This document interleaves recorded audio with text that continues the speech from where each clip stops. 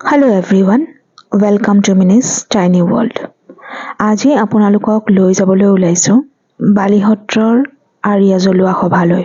আৰিয়া মানে আচলতে চাকি। এই চাকি জ্বলোৱা সভাত কোনো ভক্তই যদি নিজৰ মনৰ আশালৈ চাকি এগছি জ্বলায় তেনেহলে লোকবিশ্বাস আছে সেই ভক্তৰ মনোবাঞ্ছা পূৰণ হয়।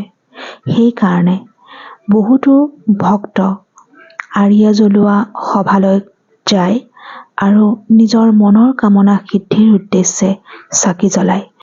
কোনো লোকে গোটেই ৰাতিটো পহৰা দিও চাকি জ্বলায় আৰু ৰাতিপুৱা নোহোৱালৈকে সেই চাকিত তেল ঢালি থাকে। আৰু যিসকল ভক্তই গোটেই ৰাতিটো পহৰা দি চাকি জ্বলাবলৈ যায় সেইসকল ভক্তক বালিহত্ৰ মহাসভাৰ ফালৰ পৰাই খাদ্যৰ যোগান ধৰা হয়।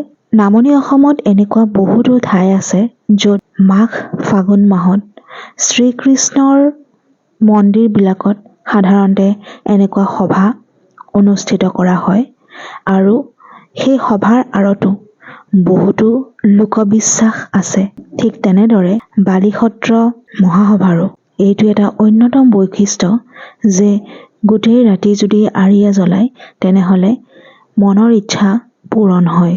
হিন্দু ধৰ্মৰ লোকসকলে শ্ৰীকৃষ্ণক বিভিন্ন ধৰণে পূজা কৰি আহিছে আৰু শ্ৰীকৃষ্ণৰ বিভিন্ন ৰূপত আচলতে আমি মুগ্ধ।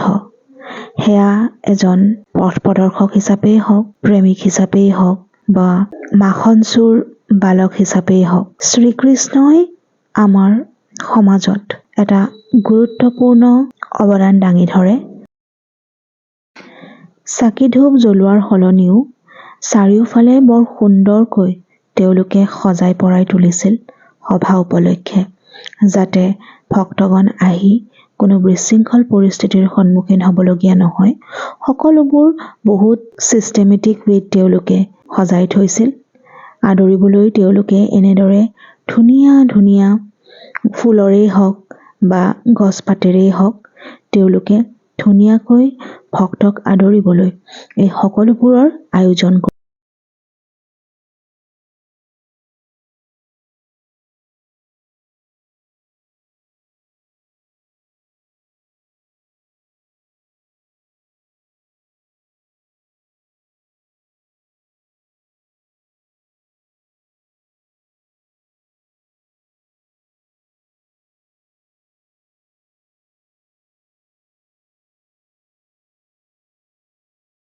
আশা কৰোঁ আপোনালোকে মোৰ ভিডিঅ'বোৰ চাই ভাল পাইছে।